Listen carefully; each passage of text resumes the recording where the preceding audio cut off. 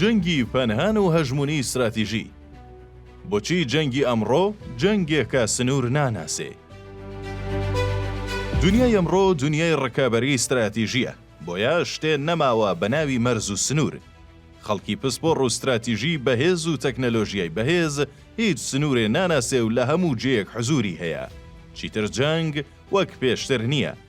جەنگی ئەمڕۆ جەنگی پەنهانی و استراتیژیە. درۆنێک ئیشی هەزاران سەربازی سەدەکانی ڕابردوو دەکات. جەنگی ئەمڕۆ جەنگێکە سنوور ناناسێ. سنووری تۆ لە ڕێی هەژمون و تەکنەلۆژیاوە دەکاتە سنووری خۆی. خاکی تۆ ئەگەر توانای استراتیژ و تەکنەلۆژی نەبێ دەبێتە بەڵا بەسەرتەوە. هێز ئەمڕۆ ڕەهەندی دیکەی دەرکەوتووە، بەڵکو تەنها لە خاک و حەشامەت و ماتریاڵی ڕووددا خۆی نابینێتەوە. داگیرکردن و داگیرکاریش ڕەوش و ڕێوڕەسمی گۆڕاوە. هەرێستا چیتر خاکی تورکیا خاکی تورکیا نییە. خاکی عراق تەنیا خاکی عراقیەکان نییە. ئێران تەنها خاکی ئێرانیەکان نییە.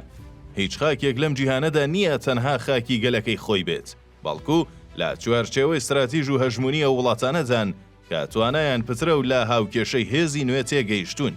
هەروەها باشتر هونەری استراتیژی دەزان و توانای کێبڕکەی جەنگی پەنهانیان هەیە. چیتر سەروەری وڵاتێک لە بەردەستی سەرۆک کۆمارەکەیدا نییە.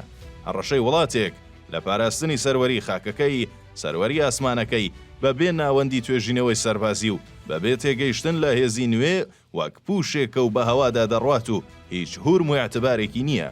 تەنانەت چیتر وزەی ئەتۆمیش چەکی بەهێزی وڵاتان یان چەکی پاراستنی قەوارە و سەروەری وڵاتێک نییە.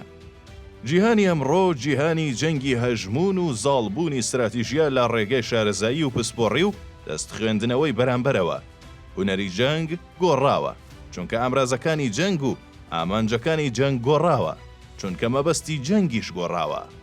دەشێت تۆ لە خاکی خۆت دابی، لەگەڵ خەڵکی خۆت دابی، خاوەن حکوومەت و پەرلەمانی خۆت بی، خاوەن کارخانە و جبەخانەی خۆت بی.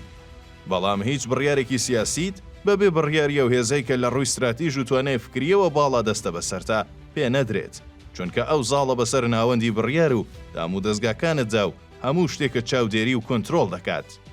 ڕەنگە لە داهاتوودا ئەگەر ژیری دەست کرد لەگەڵ ئەندامەکانی لەشی مرۆڤدا ئاوێتە ببێ و هەماهەنگی دروست ببێ، ئەو کاتە سەرۆکی وڵاتەکەت تەنها وەک بیچمێک لە خزمەتی تۆدا بێ، بەڵام زیهن و دڵی هی تۆ نەبێ، واتە وزە و توانەکانی دزراون و لە جێیەکی ترەوە کۆنترۆڵ دەکرێن. ئەو کات تۆ تەنها خاوەن بیچم و قەواخێکی و بڕیاری سیاسی لەبەردەستی تۆدا نییە. لە دنیای نوێدا ئەو ماتریاڵەی کە خاڵی بەهێزی تۆیە و لەبەردەستی تۆدایە، ئەگەر لە ڕووی استراتیژ و هزرەوە خاوەن ڕۆیای خۆت و توانای تەکنەلۆژی خۆت نەبێ، ئەوا دەشێ ببێتە خاڵی لاوازی تۆ و وەک لوغمێک بە خۆتدا بتەقێتەوە. ڕەنگە تەقینەوەی پەیجەرەکان کە توانای کردەی حیزبوڵڵا بوو کە ماتریاڵی پەیوەندی ئۆرگانیکی و کۆکردنەوەی هێز بوو، باشترین نمونەی ئەم جەنگە پەنهانیە بێ کە هەمان خاڵی بەهێزی حیزبوڵڵا بوو بە بەڵا بووی. بەمەیش بەهێزترین گروپی پێکەوە بەسترا و لێک پسڕا و وێران بوو. لە دنیای نوێدا جەنگی مینیاتۆریە، جەنگی پەنهانیە. تۆ تاپتر خۆت بشاریتەوە ئەگەری بەرکەوتن و سڕینەوە زۆرترە. ئیتر لەمە دووە هیچ شتێک شاراوە نییە، هەموو شتێ لە بەردەستی موگناتیسی هێزدایە و توانای استراتیژی ئەو لە ئاستێکدایە هەموو شتێکت کۆنترۆڵ دەکات و لە زمانی پێویست و لە مەکانی پێویستدا وزەی بەرگری تۆ دەکاتە چاک لە دژی خۆت و خاڵی لاوازی تۆ.